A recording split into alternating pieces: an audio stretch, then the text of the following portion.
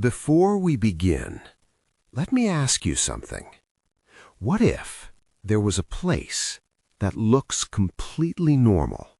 Houses still standing, doors still closed, windows still intact, paths still leading somewhere.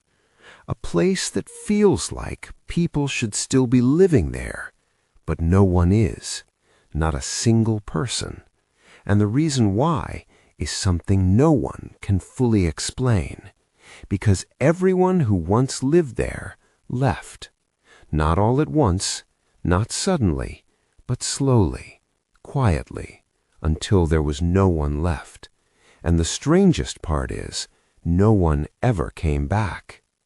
Stay with me, because this is not just a story about an empty place. This is a story about something people felt before they decided to leave. Something they couldn't see, but couldn't ignore. Part 1. A place that once felt normal. At the beginning, everything was ordinary. The village was alive.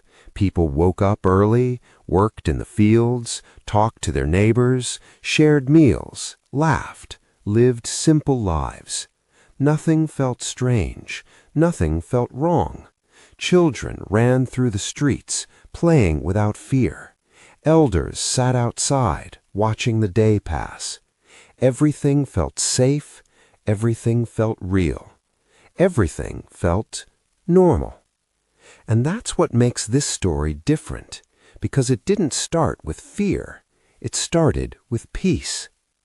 Part 2. The first small changes. The first signs were small, almost invisible, easy to ignore. A sound, late at night, soft, unclear, like footsteps. But when someone checked, there was nothing there. Then, doors. Doors that were closed would slowly open, not suddenly, not violently, but slowly, quietly, as if something was moving them. But no one was there. Still, people ignored it, because ignoring it was easier than questioning it. Part 3. The feeling. Then something changed, not outside, but inside. A feeling, hard to describe, hard to explain, but impossible to ignore. A quiet discomfort, a strange awareness, like being watched, even when you're alone, even when nothing is there. Even when everything looks normal. People started to feel it, separately, individually, without talking to each other. And that made it worse.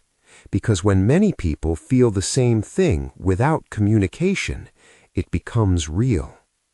Part 4. Night becomes different. During the day, the village still looked normal. Sunlight made everything feel safe, familiar, controlled. But at night, everything changed. The same streets felt longer. The same houses felt darker.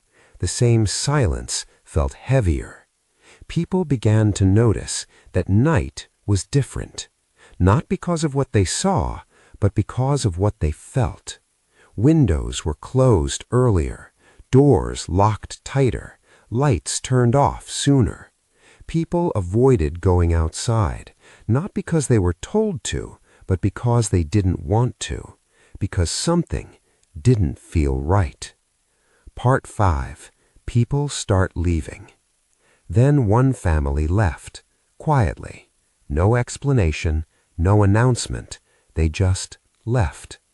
Others noticed, but didn't ask too many questions, because they already knew, or at least they felt something. Then another family left, then another, then another. Slowly, the village began to empty, not suddenly, but steadily, like something was pushing people away. Part 6. Even nature changed. Something else began to change, the environment. The air felt colder, the wind felt heavier, the silence felt deeper. Animals behaved differently. Dogs barked at nothing. Birds avoided certain areas. Even insects seemed to disappear at night. It was subtle, but noticeable, and it made everything worse, because now it wasn't just people, it was everything. Part 7. The Last Days. Eventually, only a few people remained. They stayed longer than others, tried to ignore the feeling, tried to continue living normally, but even they could not stay forever, because the feeling did not go away.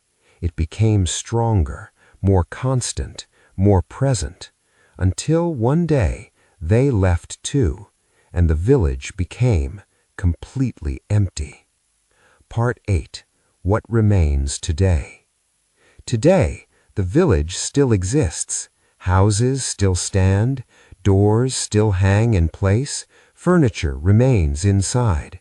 Everything looks untouched, everything looks normal, but no one lives there, no one stays there, no one even wants to try, because something about the place feels wrong, even now. Part 9. The Big Question. So what really happened? Was it fear? Was it imagination? Was it something psychological? Or was it something else?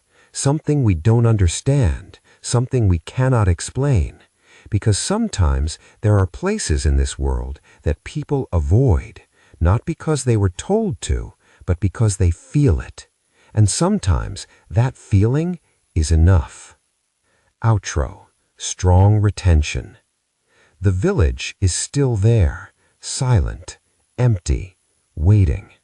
A place that once had life now has none, not destroyed, not ruined, just abandoned. And maybe that is what makes it so disturbing, because sometimes the scariest places are not the ones that look dangerous, but the ones that look normal, and yet no one wants to stay. Now let me ask you, if you stood at the entrance of this village, would you go in, or would you walk away without looking back?